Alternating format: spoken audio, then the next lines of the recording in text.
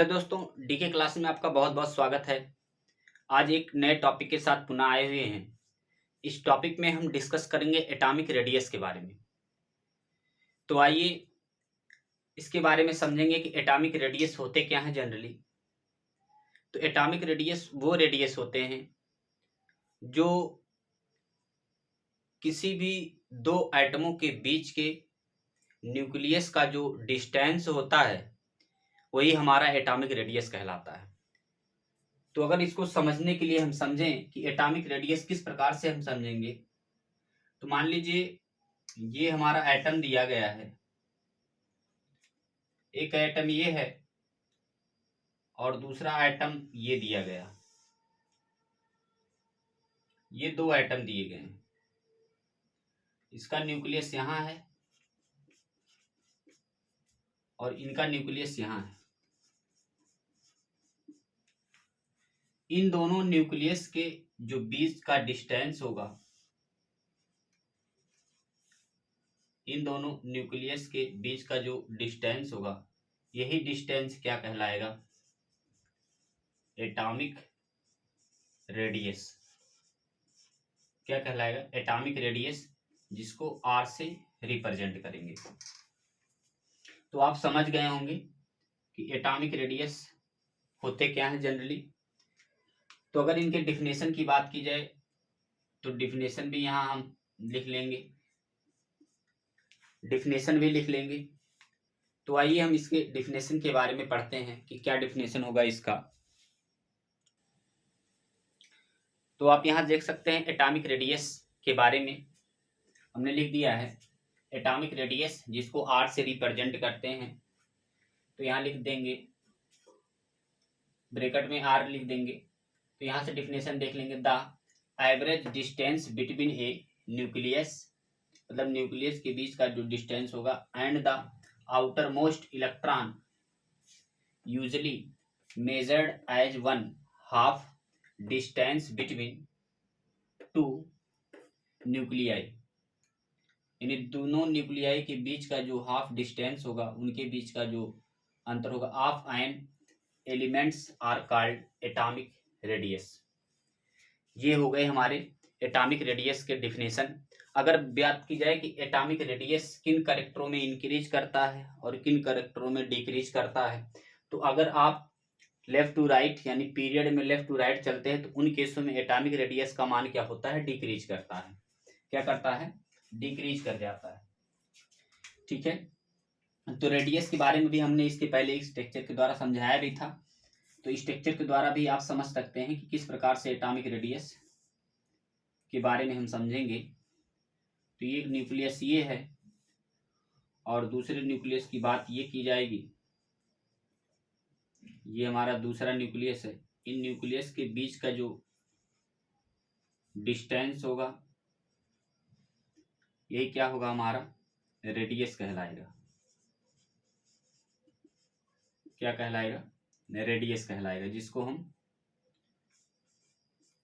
Small are से represent करते हैं। किससे रिप्रेजेंट करते हैं? स्मॉल आर से। और सेंटर में हमारा क्या हो जाएगा? न्यूक्लियस। और यहाँ भी न्यूक्लियस हो जाएगा।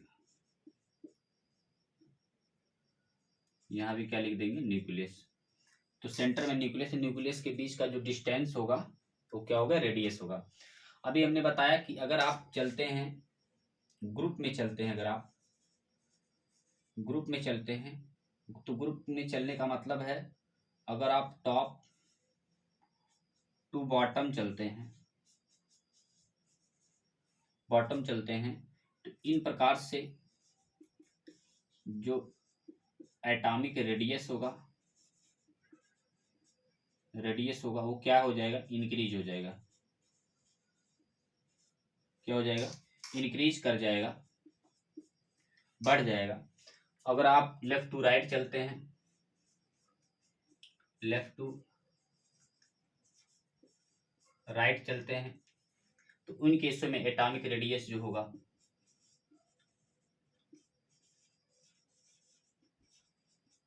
एटम का जो रेडियस होगा, ये क्या कर जाएगा? डिक्रीज कर जाएगा। क्या कर जाएगा? डिक्रीज कर जाएगा, मतलब घट जाएगा। इसका मतलब ये हुआ कि अगर टॉप टू बॉटम का मतलब, अगर मान लीजिए आप यहाँ लिख दे रहे हैं एग्जाम्पल, अगर आप lithium then sodium, potassium, rubidium, then caesium, इन सब करेक्टर में चलते हैं तो एटॉमिक रेडियस क्या कर जाएगा, इंक्रीज कर जाएगा। तो यहां लिख सकते हैं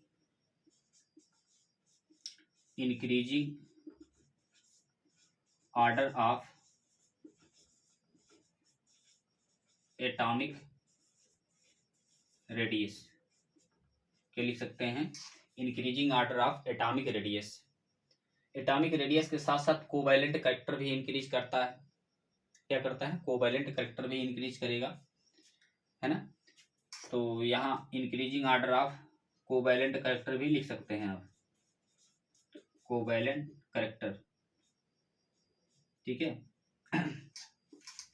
कोवैलेंट करेक्टर, अब इनकी बात की जाएगी कि इनमें अगर आप लेफ्ट टू राइट चलते हैं तो लेफ्ट टू राइट में क्या आ जाएंगे आपके, lithium, beryllium, boron, carbon, nitrogen, oxygen, fluorine और देन नियान, ये सभी आ जाएंगे। तो इन केसों में जो इनका एटॉमिक रेडियस होगा वो क्या कर जाएगा, डिक्रीज कर जाएगा। इसका मतलब सबसे मैक्सिमम एटॉमिक रेडियस किसका होगा, लिथियम का होगा। तो यहाँ क्या लिख देंगे, डिक्रीजिंग ऑर्डर ऑफ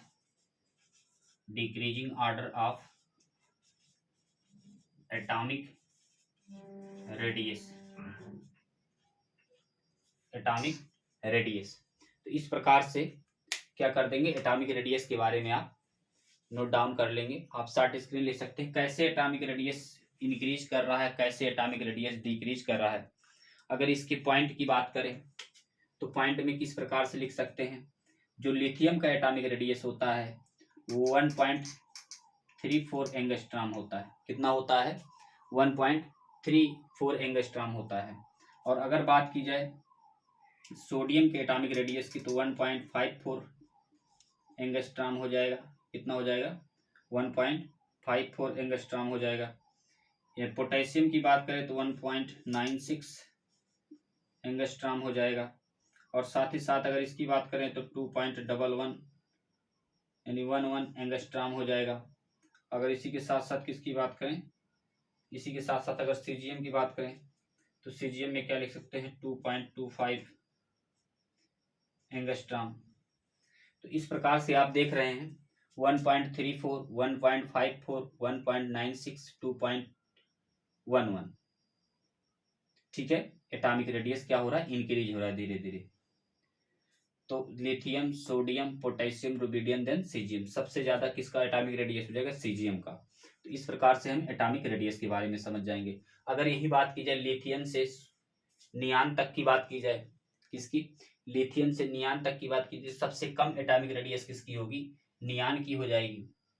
सबसे कम यानी सबसे स्मॉल एटॉमिक रेडियस नियान की, और सबसे हाईएस्ट एटॉमिक रेडियस किसकी हो जाएगी, लिथियम की हो जाएगी। तो लिथियम का एटॉमिक रेडियस आप सभी लोग जानते हैं कितना होता है, 1.34 एंगस्ट्रॉम ही होता है। कितना होता है, 1.34 एंगस्ट्रॉम ही होता है। अगर साथ ही साथ बात की जाए, अगर इसकी बात की जाए, मान लीजिए नियान की बात की जाए, तो नियान का जो एटॉमिक रेडियस होगा वो सबसे कम होता है ना। क्या होता है, सबसे कम होता है। तो इसको हो जाएगा 1 पॉइंट, क्या लिख लेंगे, 1.80, नहीं, ये हो जाएगा एटॉमिक रेडियस नियान का। अगर आप लिखेंगे तो 1.00 के लगभग, 1.00 के लगभग होता है ना। कितना होता है, 1.00 के आसपास होगा एटॉमिक रेडियस नियान का, ठीक है। तो इस प्रकार से इनके भी एटॉमिक रेडियस आप यहाँ नोट डाउन कर सकते हैं। आप शॉर्ट स्क्रीन ले सकते हैं कि नियान का एटॉमिक रेडियस क्या होगा और बेरिलियम का एटॉमिक रेडियस क्या होगा, इस प्रकार से आप लिख सकते हैं। तो अगर इनकी बेरिलियम की एटॉमिक रेडियस की बात की जाए तो बेरिलियम का जो एटॉमिक रेडियस होगा वो कितना होगा, 0.0.8 0.84 एंगस्ट्रॉम। अगर यही बात की जाए बोरान की तो 0.80 एंगस्ट्रॉम। और यही बात की जाए अगर कार्बन की तो 0.77 एंगस्ट्रॉम। और यही कार्बन के साथ साथ अगर नाइट्रोजन की बात की जाए, इसकी नाइट्रोजन की बात की जाए तो यहाँ हो जाएगा 0.774 एंगस्ट्रॉम। और इसी के इक्वल, मतलब इसी के इक्वल जो होगा वो ऑक्सीजन का भी होगा, यानी 0.77 एंगस्ट्रॉम के आसपास, है ना, सॉरी 7.74 एंगस्ट्रॉम के आसपास। अगर फ्लोरीन की बात की जाए तो यहाँ 0.72 एंगस्ट्रॉम के आसपास होगा। कितना होगा? 7.2 एंगस्ट्रॉम के आसपास होगा। तो इसी प्रकार से हमने एटॉमिक रेडियस भी जान लिया। एक बार फिर से देख लेंगे। जो लिथियम का एटॉमिक रेडियस होगा 1.34 एंगस्ट्रॉम। बेरिलियम का जो एटॉमिक रेडियस 0.84 एंगस्ट्रॉम। इसके बाद बोरान का 0.80 एंगस्ट्रॉम। उसी प्रकार से कार्बन का 0.77 एंगस्ट्रॉम। नाइट्रोजन का 0.74 एंगस्ट्रॉम। नाइट्रोजन के आसपास किसका होता है? ऑक्सीजन का होता है, तो 0.74 एंगस्ट्रॉम। फ्लोरीन का 0.72 एंगस्ट्रॉम। और यही नियान की बात करें तो ये हो जाएगा 1.00 एंगस्ट्रॉम। तो इस प्रकार से आप नियान का क्या करेंगे? एटॉमिक रेडियस आप समझ सकते हैं, है ना। किसी में भी यहाँ ये भी लिखा गया है 0.60 एंगस्ट्रॉम भी लिखा गया है। तो इन सभी के एटॉमिक रेडियस से ज्यादा मोर एटॉमिक रेडियस किसकी होगी? नियान की हो जाएगी। ठीक है, नियान की होगी। तो इस प्रकार से हमने एटॉमिक रेडियस के बारे में समझ लिया। इसके बाद वाले वीडियो में हम क्या पढ़ेंगे? कोवैलेंट करैक्टर यानी कोवैलेंट रेडियस पढ़ेंगे। इसी के साथ साथ वान डेर वाल्स रेडियस पढ़ेंगे। वान डेर वाल्स रेडियस को ही एक नाम से और जाना जाता है जिसको आप मेटेलिक रेडियस कहते हैं। और इसी के साथ साथ लास्ट हम पढ़ेंगे क्रिस्टल रेडियस। और क्रिस्टल रेडियस को भी क्या कहते हैं? मेटलॉयड रेडियस के नाम से भी जाना जाता है। तो ये 3 रेडियस हम नेक्स्ट वाले वीडियो में पुनः मिलेंगे आपसे। अगर वीडियो अच्छा लगता है तो लाइक करिए, सब्सक्राइब करें और बेल आइकन को जरूर इम्प्रेस करें, ऑल पर सेलेक्ट करें, ताकि आपको वीडियो जो भी अपलोड हो उसका नोटिफिकेशन आपको सबसे पहले मिले। तो नेक्स्ट वीडियो हम पुनः मिलेंगे आपसे। बहुत बहुत धन्यवाद।